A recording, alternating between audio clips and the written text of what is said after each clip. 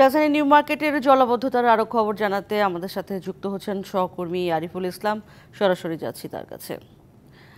আরিফ, কাল থেকেই এখানে পানি জমে আছে, এখন কি অবস্থা? পানি সরেছে কিনা এবং কোনো দুর্ভোগ দেখছেন কিনা আপনি?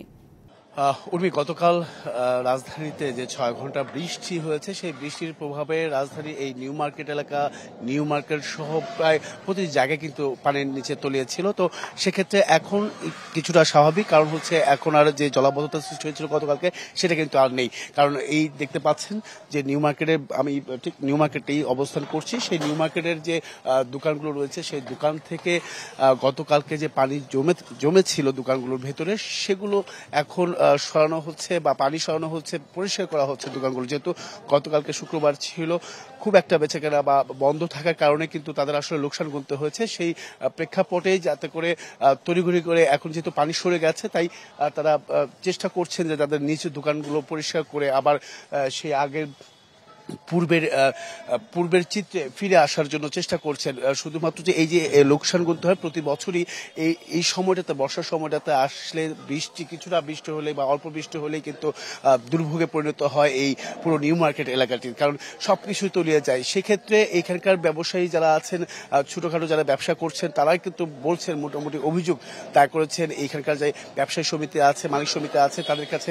কারণ এই বারবার অভিযোগ করার পরেও কিন্তু এই ধরনের যে সমস্যা পড়তে হয় প্রতি বছরই, সেই সমস্যার সমাধানের কোনো আসলে তারা কোনো ধরনের কাজ করেনি, এমনটা কিন্তু অভিযোগ করেছেন। পাশাপাশি এই জলাবদ্ধতা বা জলজট যেটাই হয়ে থাকুক না কেন, এখানকার যে ড্রেনেজ ব্যবস্থা রয়েছে, সোয়ারেজ লাইন রয়েছে, সেখান থেকে যে কোনো একটা ভালো কোনো কিছু করবেন, কাজ করে যে এই পানি নিষ্কাশনের ব্যবস্থা করবেন, সেই বিষয়টাও কিন্তু তারা অভিযোগ আকারে দিয়েছিলেন, কিন্তু তারপরেও আসলে কোনো সুরাহা পায়নি। তো সেক্ষেত্রে সবকিছু মিলেই শুধুমাত্র যে ব্যবসায়ী সমিতি তাও কিন্তু নয়, তা এখানে দায় দেওয়া হয়েছিল সিটি কর্পোরেশনকে, কারণ সিটি কর্পোরেশনের পক্ষ থেকে এই কোনো প্রকার আসলে উদ্যোগ নেয়নি। কারণ আমরা গতকালকে দীর্ঘ সময় এই নিউ মার্কেট এরিয়াতে বা নিউ মার্কেট এলাকায় অবস্থান করেছিলাম, সেখানে দেখতে পেরেছিলাম যে রাত অবধি পর্যন্ত, রাত 8টা পর্যন্ত, 9টা 10টা পর্যন্ত কিন্তু পানির ছিল বা জলাবদ্ধতা ছিল এখানে প্রত্যেকেরই। আমি গতকালকে কথা বলেছি যে গতকাল যেহেতু শুক্রবার ছিল, বেচাকেনা ভালো হওয়ার কথা, সেখানে আসলে তারা বন্ধ রেখেছেন। এক্ষেত্রে অনেকখানি কিন্তু মোটামুটি দেখা গিয়েছে যে লোকসান গুনতে হচ্ছে, সেই বিষয়টাও কিন্তু তারা বলছেন। অনেকে বলছেন যে 5 থেকে 6 লাখ। এখানে অনেক তার নিজের দোকান, একটু জানতে চাচ্ছিলাম যে এই যে প্রতি বছর আপনারা এই ধরনের ভোগান্তিতে পড়েন, আসলে আপনারা কখনো মালিক সমিতির কাছে কি কোনো ধরনের অভিযোগ করেছেন?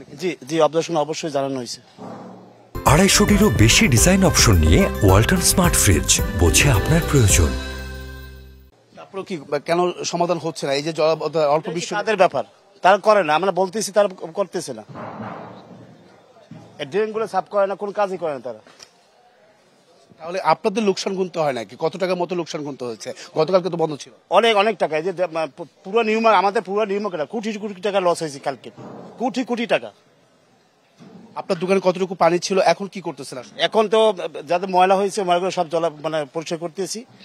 আর আমাদের 7-8টা ফ্রিজ সবই নষ্ট হয়ে গেছে, পানিতে ডুবে নষ্ট হয়ে। ভিতরে এই যে দোকানটা আছে, এই দোকানটার ভিতরে সবই নষ্ট হয়ে গেছে। এবং কিছু খাবার ছিল হালকা, কালকে রুটি আনা ছিল পরশু দিনকে, কালকে কাজ করবো, ওগুলো সব নষ্ট হয়ে গেছে। মানে 7-8টা ফ্রিজ ওখানে সবই নষ্ট হয়ে গেছে, সব 8টা ফ্রিজ। এই লোকসান কাটিয়ে উঠতে কতদিন সময় লাগতে পারে? অনেক সময় লাগবে।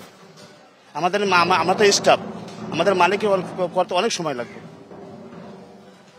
অসংখ্য ধন্যবাদ। আমার মালিক কালকে কান্না করে দিয়েছে, সত্য কথা যেটা, সেটা কান্না করে দিয়েছে। আমরা 8টা ফ্রিজ, কিন্তু কেন উদ্যোগ নেওয়া হয় না? এরকম জলাবদ্ধতা তো সবসময় দেখতে হয়। কারণ বলা হয়েছে, তাদের সমিতির বিষয়ে বলা হয়েছে, তারা করতেছে না। এই যে পানি করতেছে, ড্রেন সাফ করতেছে না, প্রতি মাসে সাফ করা উচিত, কিন্তু তারা 6 মাস অন্তর করে না। করে আঙ্কেল। তো শুনছিলেন উর্মি যে আসলে অনেকটাই উদাসীন, শুধুমাত্র যে সিটি কর্পোরেশন একা দায়ী তাও কিন্তু নয়, এখানে যারা মালিক সমিতি রয়েছে, ব্যবসা সমিতি রয়েছে, তারাও কিন্তু আসলে এই যে জলজট বা জলাবদ্ধতা সৃষ্টির জন্য আসলে দায়ী করছেন তাদেরকেও। তো এই অভিযোগগুলো প্রতি বছরই তারা করে থাকেন, কিন্তু তারপরে কোনো ধরনের সমস্যা তারা দেখছেন না। তাই আশা করছেন যে আগামী বছর থেকে বা এই পরবর্তী থেকে যাতে করে এই সমস্যার সমাধানে প্রত্যেকেই এগিয়ে আসে, এই প্রত্যাশাই করছেন এই ব্যবসায়ীরা। ধন্যবাদ আপনাকে আরিফ, ধন্যবাদ আপনাকে।